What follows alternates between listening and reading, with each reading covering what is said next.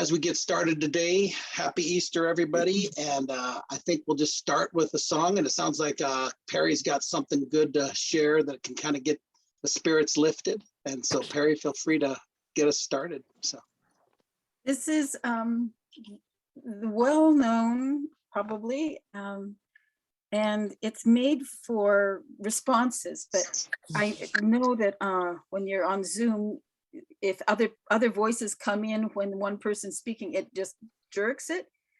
So what I would invite you to do is to go on to mute, but sing along. And the words are stunningly simple. It's, He is Lord, He is Lord. He is risen from the dead, and He is Lord. Every knee shall bow, every tongue confess that Jesus Christ is Lord. And we can throw in variously Michael and sovereign and any other words that sort of come to your mind. I'm going to do it through a few times in a few different ways, and sing along, because you could do the He is Lord, and then there's His Lord or His Lord. I mean, you can just bring it out however you want to do it.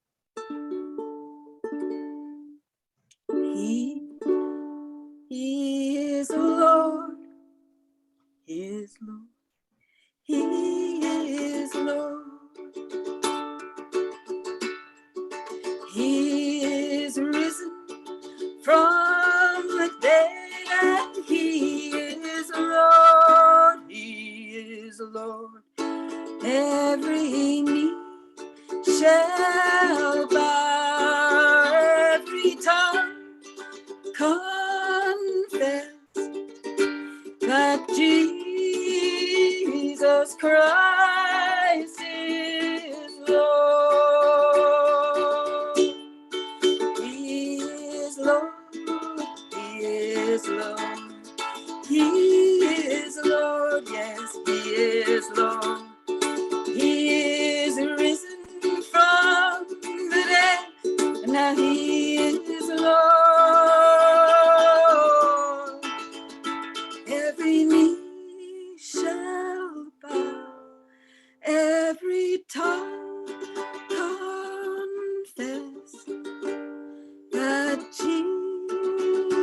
Jesus, our Michael, is Lord. He is Lord.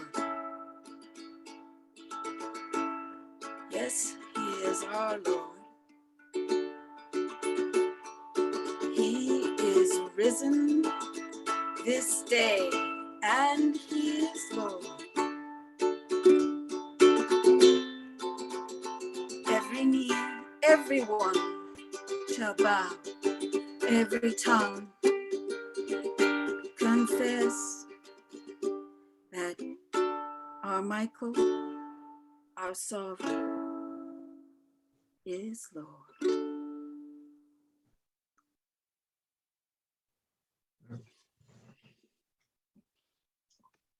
thank you. That's great. So I wanted to lead out of that with maybe a poem. If Dolores, did you say you had a poem today?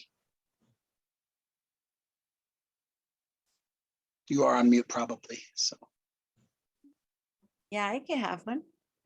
sure. When people of like mind come together, the flow can be swift and easy.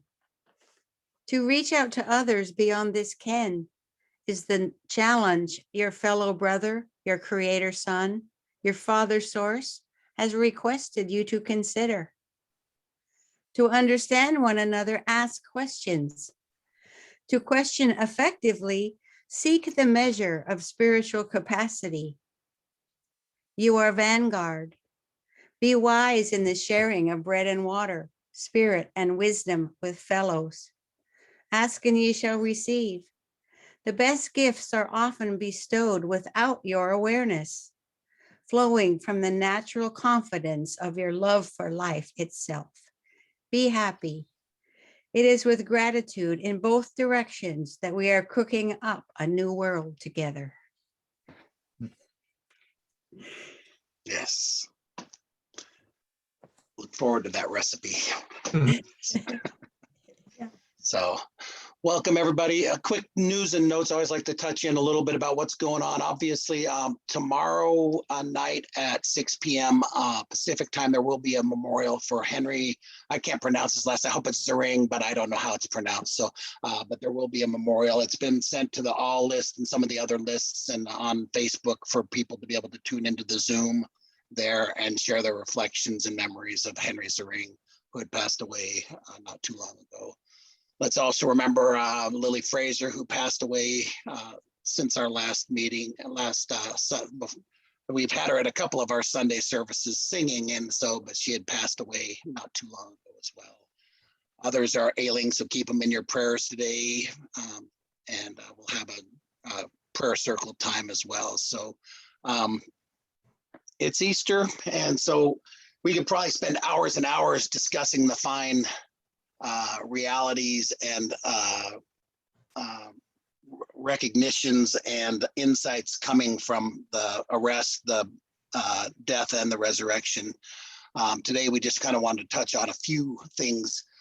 Maybe I think it's more important to like the thoughts. I like in the Urantia book how they would share what happened, but then always kind of have a little quote about what it means and some meaning to the situation. So I'd gotten a few today that I wanted to share. I think Dolores had, and so we had a little thing on the death and resurrection that we wanted to share today. And so we'll kind of do that and then go into a song from Mark. We'll have sharing, and then probably another poem and reading, and then probably a prayer, and then another song to kind of close things up. But before we go into the part about the resurrection, I think we're going to have Alan do a preface piece. He had a couple of pieces from the Scattered Brotherhood that he wanted to share today. And so Alan, did you have something to kind of lead us into our discussion of the death and resurrection? Yes. So this is from page 114 in the Letters of the Scattered Brotherhood. Make the habit of worship in every act of your daily life. And by that, I do not mean a solemn duty, but rather an overtone of feeling, a high, clear note, which you sound at the beginning of each day, and which you can half consciously hold while occupied with the varying and often humdrum scales of your many activities. There is no other exercise that will so control the subconscious emotional states, which can quickly precipitate you into discord and violence. Worship and allow no alarm to magnify itself. Worship is a giving out of love to the Holy Spirit, to God, to Christ, our eternal companion. And with it comes a warming sense of companionship. It is, as one has said, a witness to his glory. Let the inner you banish all that disturbs. Let the body which envelops it be still, and all the frettings of the body, and all that surrounds it. Let earth and sea and air be still, and heaven itself. And then let the man think of the Spirit as streaming, pouring, rushing, and shining into him from all sides while he stands quiet. This, my children, is worship.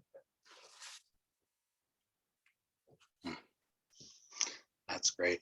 So, well, speaking of worship, kind of lead off before he was arrested in Gethsemane, Jesus had decided he was going to pray for his apostles, and so I was going to share a bit of that prayer. It says, "And now, my Father, I would pray not only for these 11 men, my apostles, but also for all others who now believe or who may hereafter believe the gospel of the kingdom through the word of their future ministry. I want them all to be one, even as you and I are one. You are in me and I am in you. And I desire that these believers likewise be in us, that both of our spirits indwell them.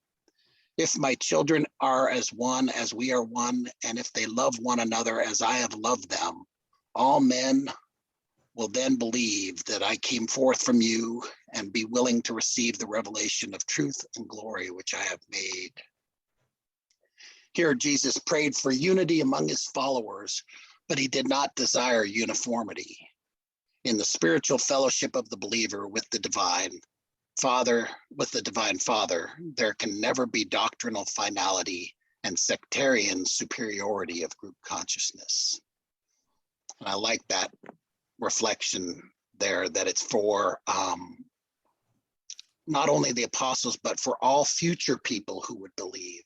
And so as I read that, I always took it like he's talking to me there. And so I really love that personal touch that I felt when I read that the first time in the book. So another thing in the, after Jesus had been arrested and taken for questioning, was Peter in the courtyard. Peter had entered the courtyard of Annas where Jesus was being held, and he went over to the charcoal fire and sought to warm himself, for the night was chilly. The woman who had let Peter into the courtyard went over to him and mischievously said, "Are you not also one of this man's disciples?" In fear for his life, he promptly answered the maid's question by saying, "I am not." Very soon, another servant came up to Peter and asked, "Did I not see you in the garden when they arrested this fellow? Are you not also one of his followers?" Peter was now thoroughly alarmed. He saw no way of safely escaping from these accusers, so he vehemently denied all connection with Jesus, saying, "I know not this man, neither am I one of his followers." The woman from the gate once again said, "I am sure you are a disciple of this Jesus, not only because one of his followers bade me to let you into the courtyard, but my sister here has seen you in the temple with this man. Why do you deny this?" When Peter heard the maid accuse him, he denied all knowledge of Jesus with much cursing and swearing, again saying, "I am not this man's follower. I do not even know him. I never heard of him before." Just as he had once more denied all connection with Jesus, the cock crowed, and Peter remembered the words of warning spoken to him by his master earlier that same night. As he stood there, heavy of heart and crushed with the sense of guilt, the palace doors opened and the guards led Jesus past on the way to Caiaphas. As the master passed Peter, he saw the look of despair on the face of his former self-confident and superficially brave apostle. Peter never forgot that look from Jesus as long as he lived. It was such a glance of commingled pity and love as mortal man had never beheld in the face of the master. Until the crowing of the cock brought Peter to his senses, he had only thought how cleverly he had eluded the accusations of the servants and how he had frustrated their purpose to identify him with Jesus. He really congratulated himself over the manner in which he thought he had avoided being identified and possibly subjected to arrest and imprisonment. Not until the cock crowed did it occur to Peter that he had denied his master. Not until Jesus looked upon him did he realize that he had failed to live up to his privileges as an ambassador of the kingdom. Having taken the first step along the path of compromise and least resistance, there was nothing apparent to Peter left but to continue on with the course of conduct decided upon earlier that night. And I love this next line. It says, "It requires a great and noble character, having started out wrong, to turn about and go right. All too often, one's own mind tends to justify continuance in the path of error when once it is entered upon."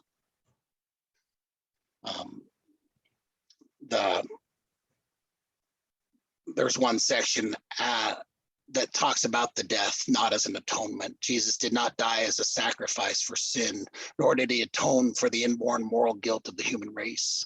Mankind has no such racial guilt before God. God is purely a matter of personal sin and knowing, or guilt is purely a matter of personal sin and knowing, deliberate rebellion against the will of the Father and the administration of his sons.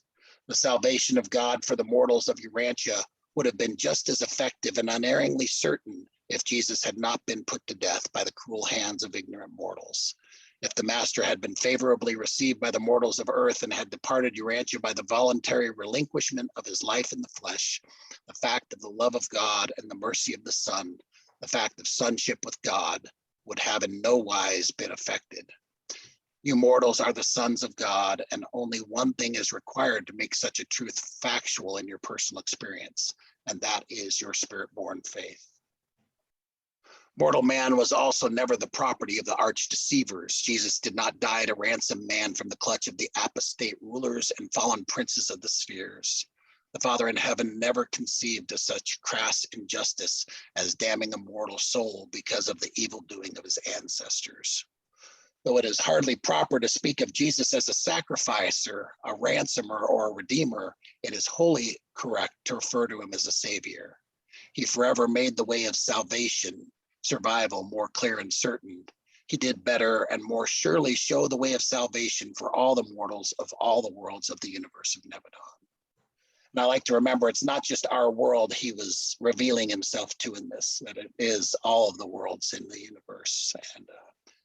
And then to kind of wrap up the reflections, it was nearly 8:30 Resurrection Sunday when Jesus appeared to Simon Peter in the garden of the Mark home.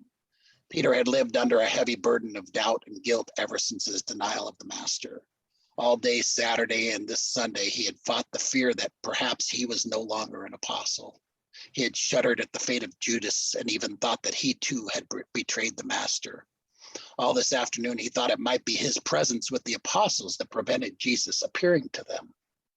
When Peter thought of the loving look of the Master as he passed by on Annas' porch, and as he turned over in his mind the wonderful message brought to him early that morning by the women who came from the empty tomb to go to my apostles and Peter, his faith began to surmount his doubts, and he stood still, clenching his fists while he spoke aloud. I believe he is risen from the dead. I will go and tell my brethren. And as he said this, there suddenly appeared in front of him the form of a man saying, Peter, the enemy desired to have you, but I would not give you up. I knew it was not from the heart that you disowned me. Therefore, I forgave you even before you asked. But now you must cease to think about yourself and the troubles of the hour while you prepare to carry the good news of the gospel to those who sit in darkness. No longer should you be concerned with what you may obtain from the kingdom, but rather be exercised about what you can give to those who live in dire spiritual poverty. Gird yourself, Simon, for the battle of a new day, the struggle with spiritual darkness and the evil doubtings of the natural minds of men. Peter and the Morancha Jesus walked through the garden and talked of things past, present, and future for almost 5 minutes. Then the Master vanished from his gaze, saying, farewell, Peter, until I see you with your brethren. For a moment, Peter was overcome by the realization that he had talked with the risen Master and that he could be sure he was still an ambassador of the kingdom. With all this welling up within his heart, he rushed to the upper chamber and into the presence of his fellow apostles, exclaiming in breathless excitement, I have seen the Master. He was in the garden. I talked with him, and he has forgiven me. So those are kind of the things that kind of touched me about the series of events that happened. I know Dolores also had some reflections on the resurrection.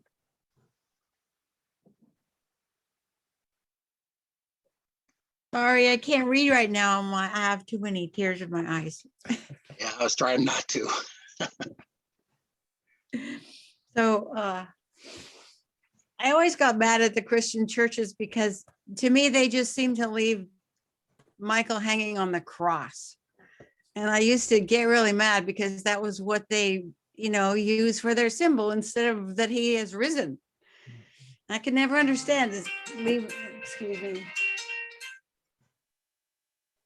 I could never understand them just leaving him on the cross like that. So this paper 189 about the resurrection, it's kind of like really makes it real to me how much not only we love Michael. Sorry, it's our Jewish friend. All right, silence your cell phones. It's our Jewish friend calling us up to tell us Happy Easter. Which is sweet. We're Yeah. in the middle of a meeting. It's apropos. Yeah.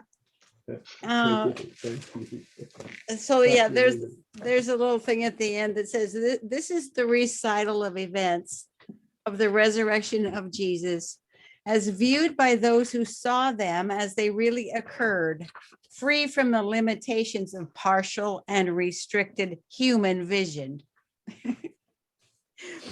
And so the fact that they loved him, you know, as much or more than we do because they knew him. And so this paper really reveals that to me. It starts out about soon after the burial of Jesus on Friday afternoon, the chief of the archangels of Nebadon, now that would be Vivona, who had been the one who came and told the shepherds that he was born. He was the chief of the archangels. So they all gathered together and summoned this council to see if they could restore Jesus back to life. All of the angels and the beings on the planet who had watched him and been with him got together to try to see if they could revive him. And I think that's just so loving, you know. These assembled sons of the local universe, the creatures of Michael, did this on their own responsibility. Gabriel, who of course was in command of everything while Michael was doing this, had not assembled them. So by midnight, they arrived at the conclusion that the creature could do nothing to facilitate the resurrection of the creator. So then they had to, like Gabriel said, Michael laid down his own life and he can pick it up again. There's nothing you can do. So that to me was like heartbreaking, you know, to think about that. And then they give you this really incredible 2 lines that just shows, like, sometimes I think I know stuff, you know, but something like this just knocks me back that I know nothing. And they say, mankind is slow to perceive that in all that is personal, matter is the skeleton of Morontia, and that both are the reflected shadow of enduring spirit reality. How long before you will regard time as the moving image of eternity and space as the fleeting shadow of paradise realities? It's like, the what? And it just kind of like puts me in my place as a mortal, you know, and that we as mortals loved him, and how much more do these folks, you know, that are telling us this story. And then there's it's talking about 7 spirits came from on high. They don't know who they were, and they stood around the tomb, and they tell you exactly the exact time that it happened. 2:45 Sunday morning, the Paradise Incarnation Commission, consisting of 7 unidentified Paradise personalities, arrived on the scene and immediately deployed themselves about the tomb. I see that as a circle for some reason. At 10 minutes before 3, intense vibrations of commingled material and morontial activities began to issue from Joseph's new tomb. And at 2 minutes past 3 o'clock this Sunday morning, April 9th, AD 30, the resurrected Morontia form and personality of Jesus of Nazareth came forth from the tomb. So later it says how he rose above it and was standing there in the air, you know, beside Gabriel. And the next thing that happened was that the tomb started rolling open because the creatures, the hosts, the celestial hosts, you remember they didn't want to have to watch the body of Jesus disintegrate normally through time. And so they asked Gabriel if they could speed it up so that they wouldn't have to see the beloved body of Jesus go through the natural process of turning back to dust. And to me, this was really interesting because Gabriel didn't just say yes, just like I would have said, yes, sure. You know what I mean? that makes sense. But no, what did he do? He had to go request from you versa. So he looked back up to the heavens. And to me, this is like a part of how it all is so unified. The will of the Father and the love of the Father is so unified in all of those creatures that, you know, as a human, I would just say yes, of course. But Gabriel asked you versa, and then however however they decide things up there, they said yes, go ahead. And so that's when the body flashed. They just sped up time, like how they made the wine at the wedding. They flashed his body to dust. And so then it goes a lot about his body not being there. There's a lot of information about that. And I see the cloths, like the cloths they wrapped him in just kind of fell flat onto the shelf of the tomb. So that's why Mary Magdalene yelled out when she sneaked in there and looked. Everybody else was afraid to go look, and she sneaked around the corner and gasped because here were the bandages. They call them bandages that they wrapped. And I want to draw that picture. I want to try to put all the love of the angels into those bandages just dropping onto there, you know, because I can see that for some reason very clearly in my mind. And so Jesus is there, and they don't know. They tried to rise him up, and they don't know how he got to be Morontial. They can't figure that out. But all of the Mansonia world ambassadors are there suddenly when he gets raised from the tomb. People from all the mansion worlds come, the hosts, you know, all the leaders. And so there's all these people there with him because he's going to go through death as a human would. To me, that's just cool. He didn't just go to the Father. He went through Mansion World number 1 and 2 and 3. And it says all the way up the path we have to take to spirithood, which that means like we get out of the 7 mansion worlds and we are just barely even. What we are then is a perfected human. We're barely spiritual.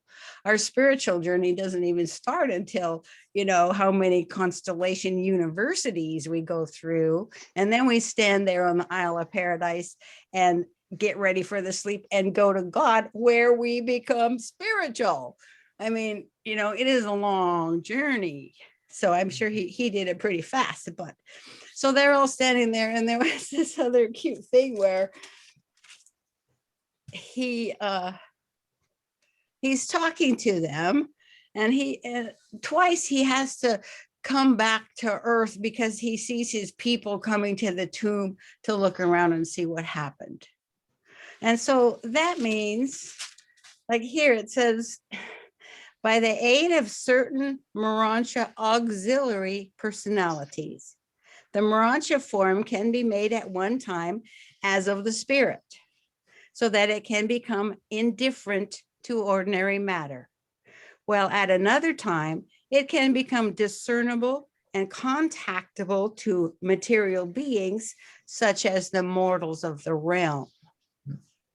And so he's there talking in spirit form, and here comes Mary Magdalene, and he goes, oh, you know, you guys, I got to go talk to her. So they all get together, whatever they do, magnetics, so like, you know, atoms, they make him real, you know, so he can go stand there, talks to her, she leaves, he goes back up, they do it again. Now he's spirit, now he's talking to them. Oh, here she comes again. You know, it was just like, so funny to me that the whole universe stops because Mary comes to see, you know, and they come to see what's going on. And it's kind of like how they said of Michael, he would stop in the middle of what he was doing to talk to someone or to see a child. You know, he did his as his pass by thing. And it kind of reminded me of how much he loved us. To not say, wait a minute, I'll be there, you know, just hang on. But no, he was like, hey, guys, I got to go. And so I just love that part. And there's a whole, there's another thing about facts and truth, but I don't think I'm going to go into it. You know how the Urantia book talks about the difference between facts and truth, and that's there about why there's no body. There's no body because the angels asked there not to be. Otherwise, they would have found a body. And how different that would have made it, I don't know if it would have made any difference, because he still would have had almost 1,000 personal experiences of his manifestations to people. So that's kind of confusing to me about how that would have worked differently. But anyway, those are some of the things that I was thinking about this part. And I believe that turning the body to light in that flash is what gave us the Shroud of Turin, because it burned his features into that linen cloth.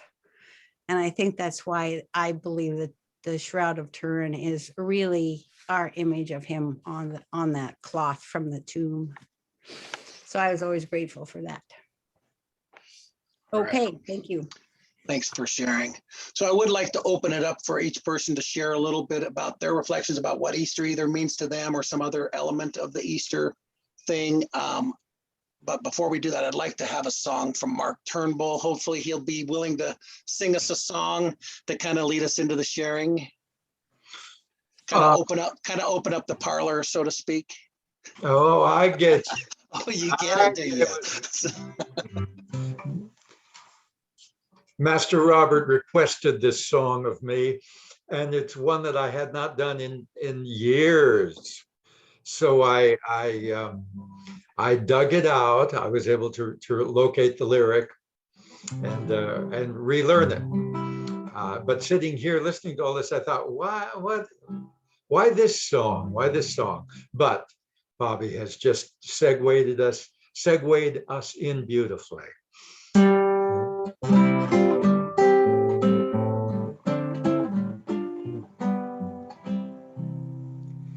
In my parlor, one lamp glowing, table clothed and set, wooden chairs on braided rugs, loved yet. In my parlor, spindle tables, photographs in frames, roof beams high reflect bright crackling flames. In my parlor, melting shadows flicker across the room. Bellows tacked with brass, and by the desk a crooked broom. On the mantle, fresh cut flowers mark the time of year. Past those books, the door stands open. You are welcome here.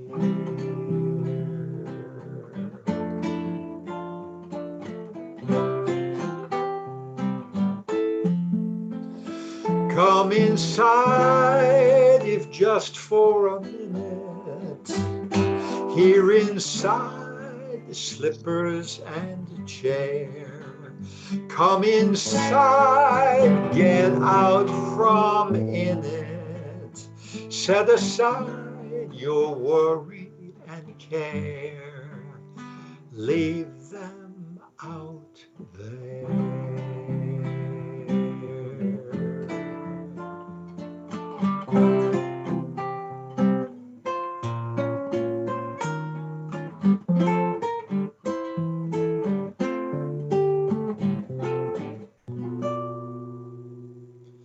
You are welcome Thank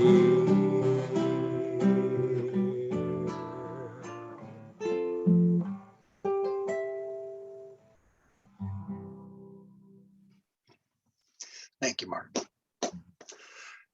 All right, so let's just go around and share if you have any thoughts related to Easter, or just you wanted to share for a moment. We obviously have a dozen people, so just try to just do it in a minute or two if you can. Glauber, we'll just kind of go to the right from people that haven't spoken yet. What are you thinking about today? Hello, guys. Hello for everyone that I'm meeting for the first time today. So, my reason or mind helped me to see this just as a tradition. So it helped me to get the significance, the real for me significance, what it means. Reading the Rancho book, I could understand that Jesus talked to instruct the people from that time to seek that tradition when it passed through generation, sometimes lost the significance and becomes just a mechanical movement. So see the Easter as a Catholic tradition helped me to move to move myself in a step aside to try to seek the real significance. From this point, I can see that is the resurrection. I could understand is just a normal fact in the mortal living. So we are going to live this life, and after that we will naturally resurrect in the Morontia domain. So it helped me to understand the normal flow of life. But the idea of the Savior, I was reading this part during this last night about the seek to see Jesus as the Savior, and I could understand that the idea of Savior in the sense of survival, the nature of survival. He did it before the resurrection. So during all his life, he shared in his own way, in his own example, the way to achieve this survival, this natural survival by faith, by seeking to understand what is the will of God and meet him, God, as our Father. So the resurrection means to me this day, the Easter day, is a tradition, nature to remember the natural flow of life, the natural resurrection, and also to remember the life of Jesus about survival. Is this 3 points to me? Yes. Wonderful. Lorraine, what are your thoughts today? Do you have anything you wanted to share?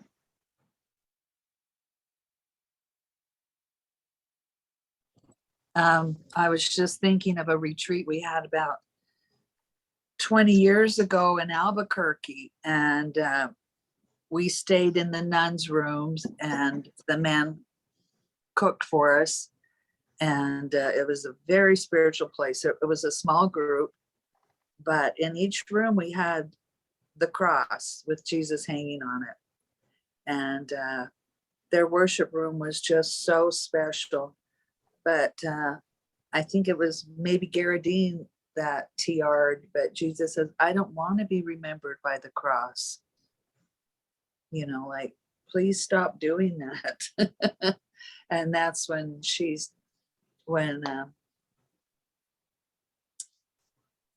said about the cross and being remembered by the cross.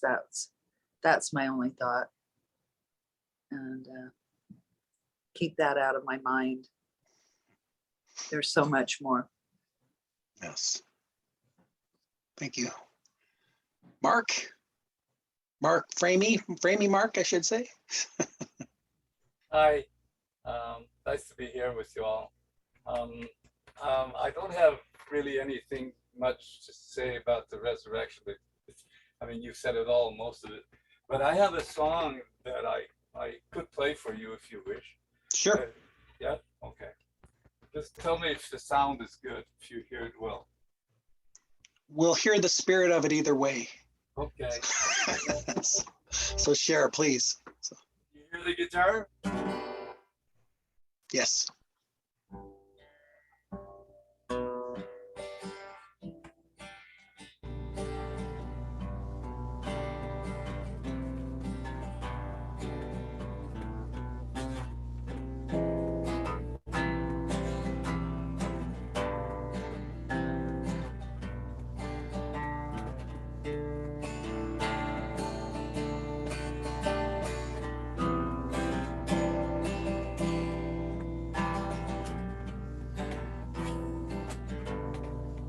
Do not stand at my grave and be. I am not there. I do not sleep. I am 1,000 winds that blow. I am the diamond winds on the snow. I am the sunlight on the dropping rain. I am the gentle autumn rain. When awakening in morning's hush, I am the swift, uplifting rush of quiet birds in circles fly. I'm the soft star that shine at night. Do not stand at my tomb and cry, I am not there. I did not die. Do not stand at my tomb and weep, I am not there. I do not sleep. I am the light of life that flows. Love your siblings, glow and grow. Do not stand at my tomb and cry, I am not there. I did not die. Autumn rain, autumn rain. Thank you so much. That's a great, beautiful sharing. Yes. He's not there. He's not asleep. Yes. It's a poem from Mary Elizabeth Fry, the first two verses, and then I added the verse at the bottom and made it my own. Sure. Oh, that's wonderful. So, Aline, how are you doing? Oh, you're on mute probably. So,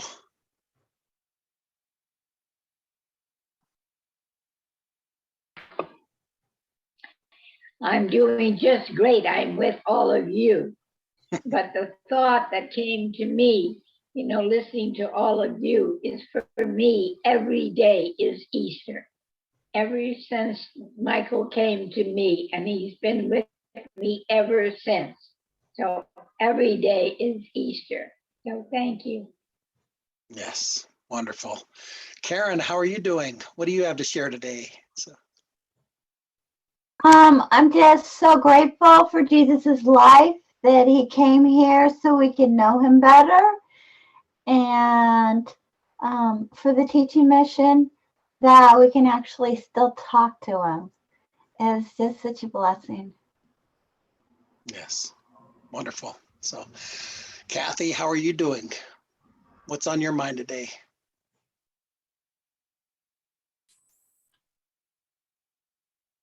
He is risen and it's real. That's all you're getting out of me. All right. And it's good for the rest of us too, as our friends pass on, Yes, it is. So, all right. Short but sweet. All right, Scott, how are you doing? What's your thought today? Oh, you're probably on mute.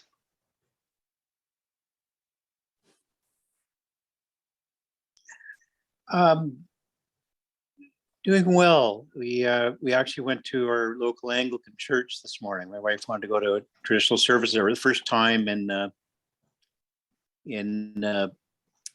since COVID started, and we've had an interesting weekend where different visits. My son and his girlfriend got COVID on the way home from Mexico.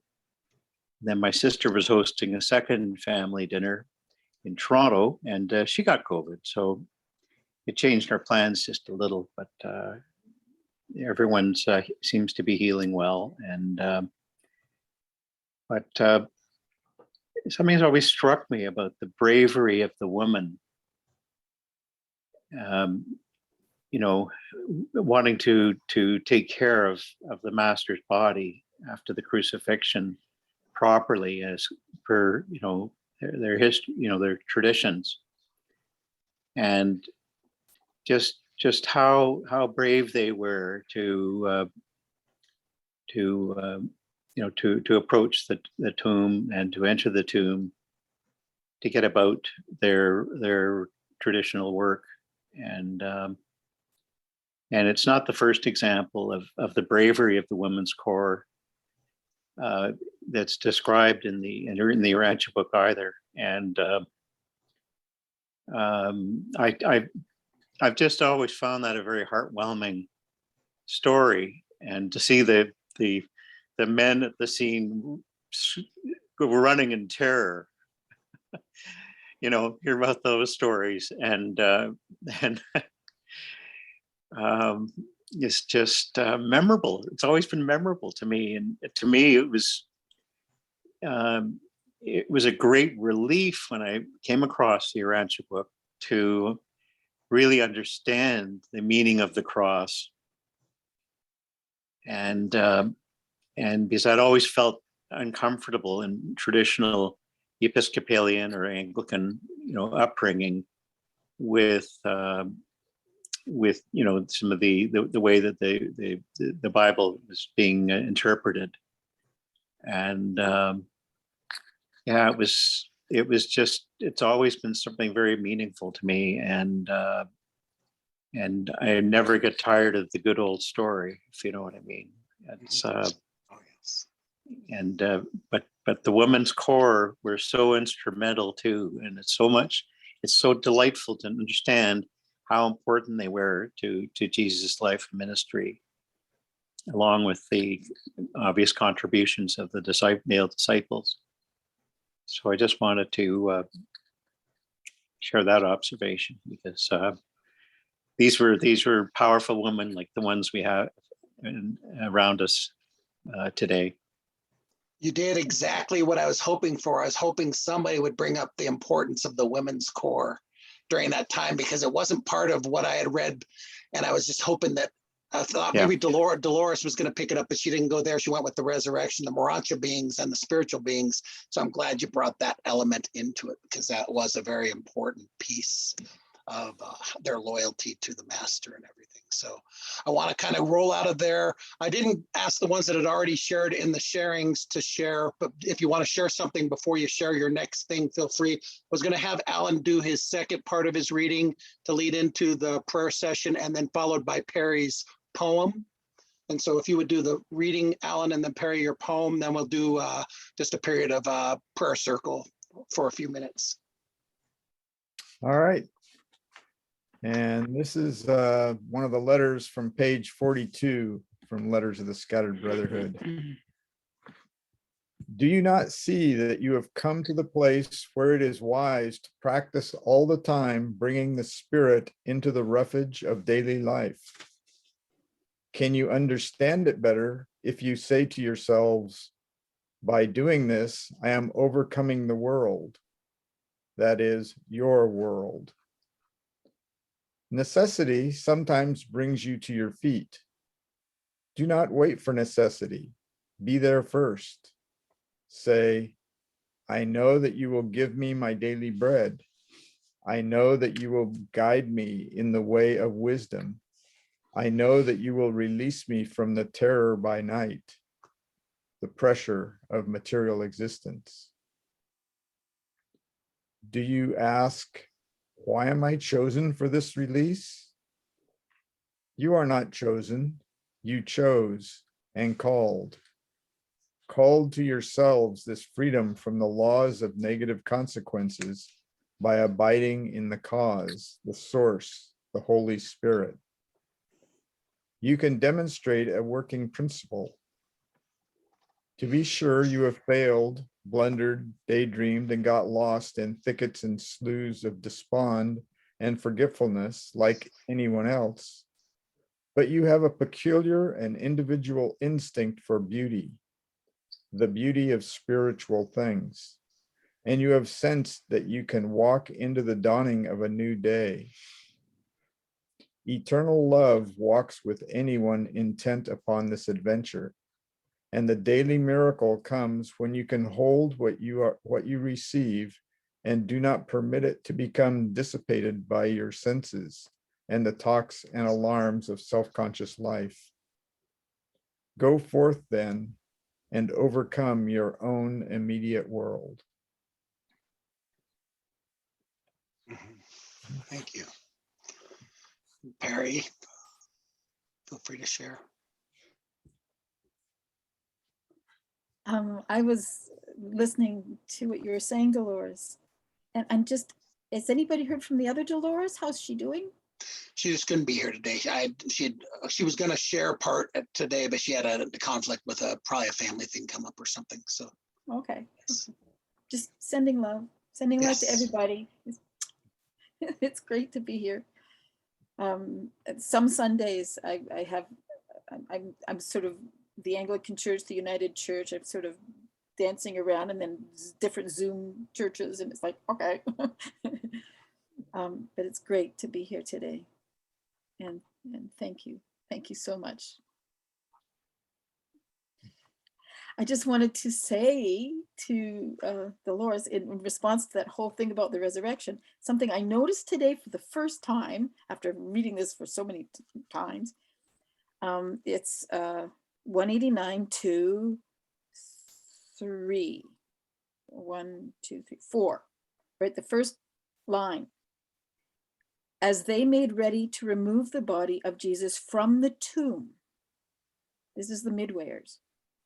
As they made ready to remove the body of Jesus from the tomb, preparatory to according it the dignified and reverent disposal of near instantaneous dissolution.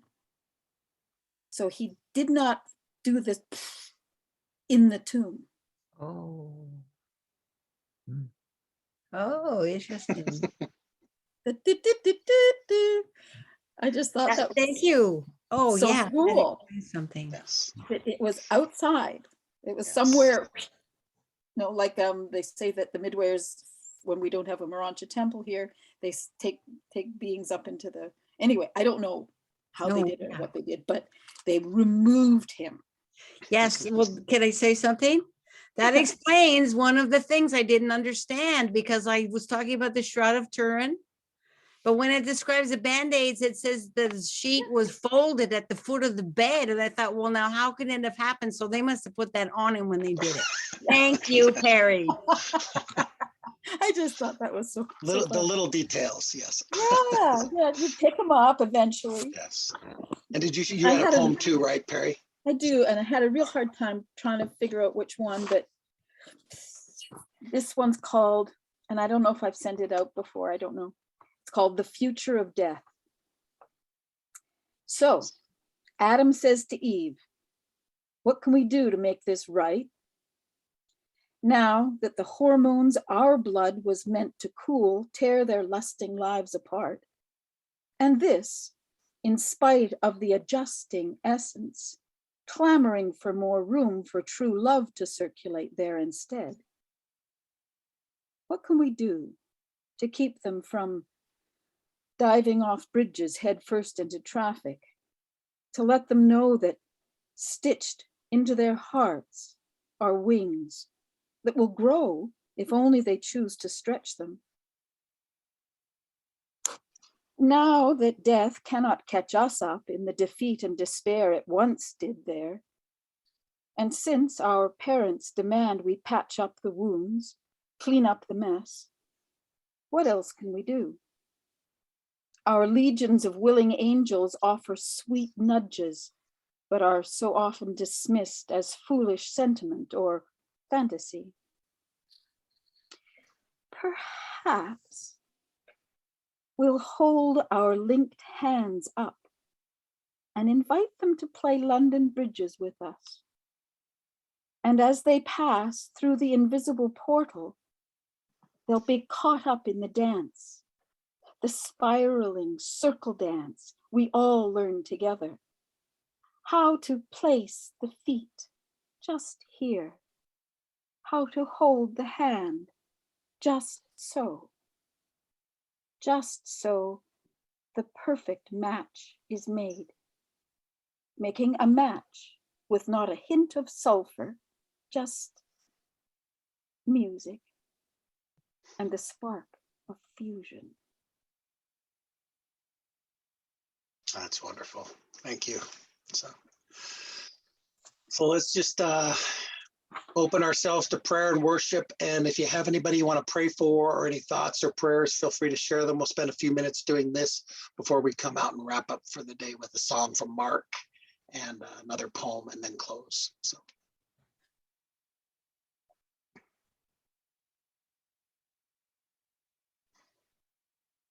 I'll begin by reiterating our prayers and thoughts for Henry Zering and those close to him, as well as Lily Frazier and those close to her, and all of our friends in our communities that have ailments of one kind or another, to keep them all in our thoughts and prayers. So.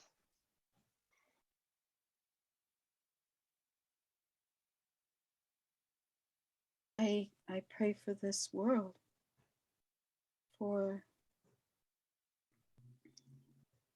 the conflict that is festering. And I pray for all the healing forces everywhere, all over the world, who are praying now, who are living Jesus's mandate of love. And we're all joined together. And it's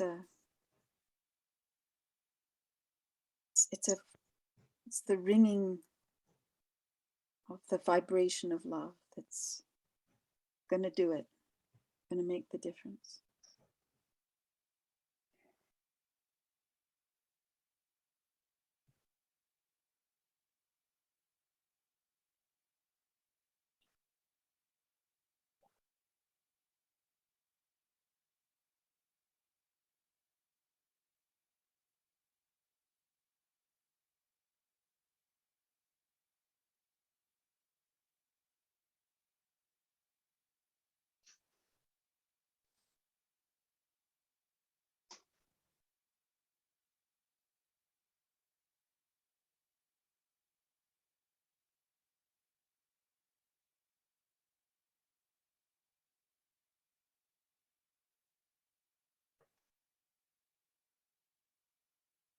There is a perfect child of God within each of you.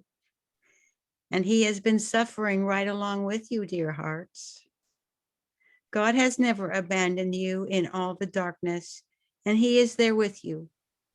Do not blame the consequences of evil on the loving Father. He could not go against his own design of self-willed, free-willed creatures to have manipulated the fault, the rebellion, and the legacy. You live in grace in the Father's heart, and he loves and sees you in your beauty and your strength.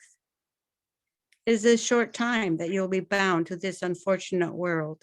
But until then, we hope that you in your freedom will stick around and help us reach the others who also suffer deeply at the seemingly betrayal of the Father. Peace, dear sisters and brothers. We love you and are with you today.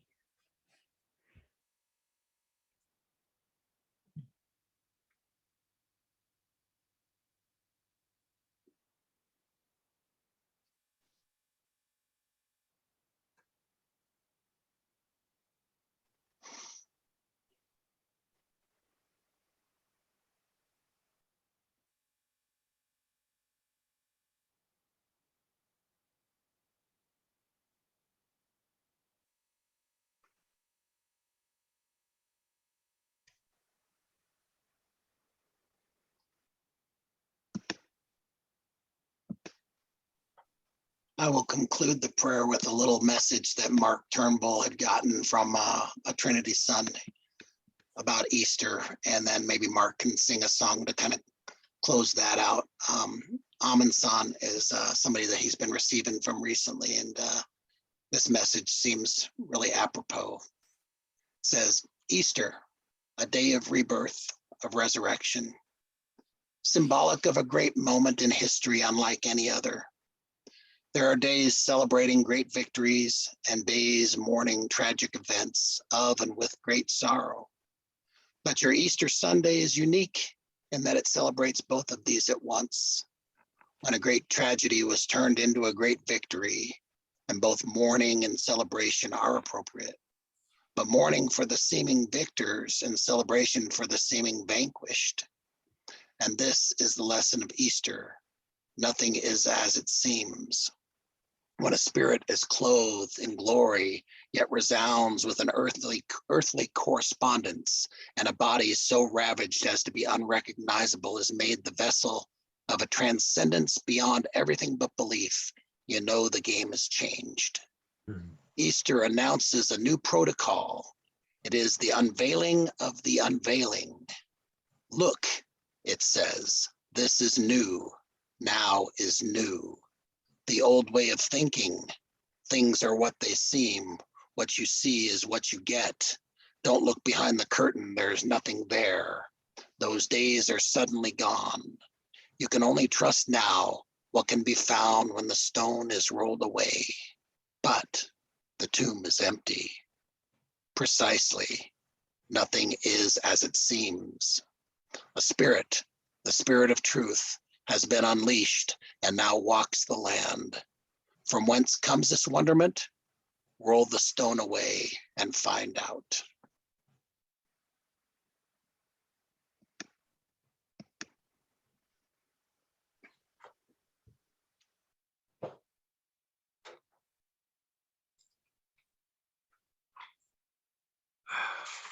Well, let me continue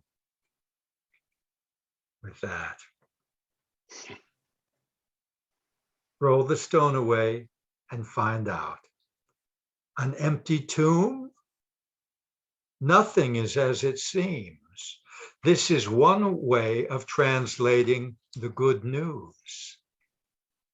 Look deep into that empty tomb. What do you see? Squint, strain your eyes. In the darkened corner there, very small, yes, but there, in the distance. See it? A manger. It begins anew, but this time with your permission, your cooperation, your participation. Look up. It's your turn. Be of good cheer. Happy Easter.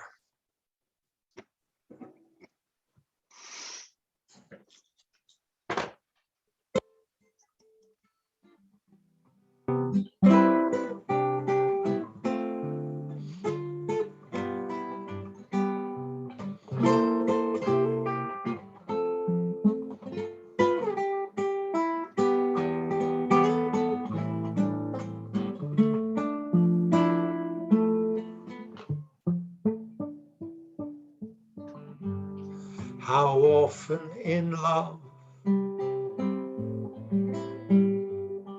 in moments we share, we say to each other, I'm glad you're there.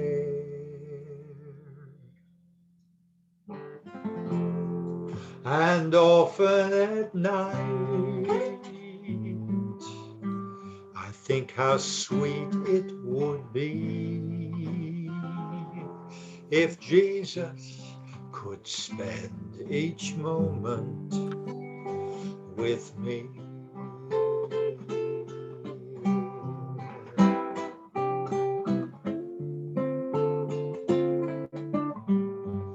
How often we ask how peace can be won, How often the answer, rejoice in the sun, and often at night I think how sweet it will be when Jesus can spend each moment with me.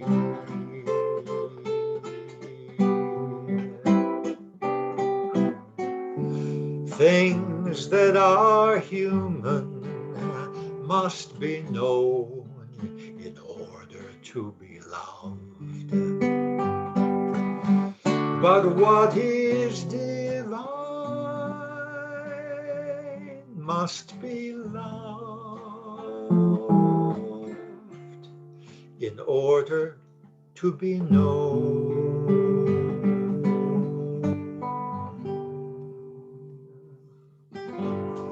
How often at night I worship and pray and ask about slander I've heard that day.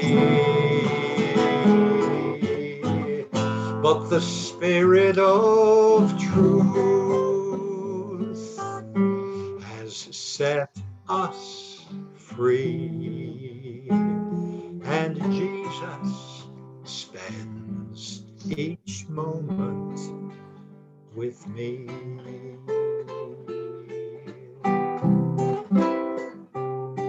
If I can take it, Jesus spends each moment with me.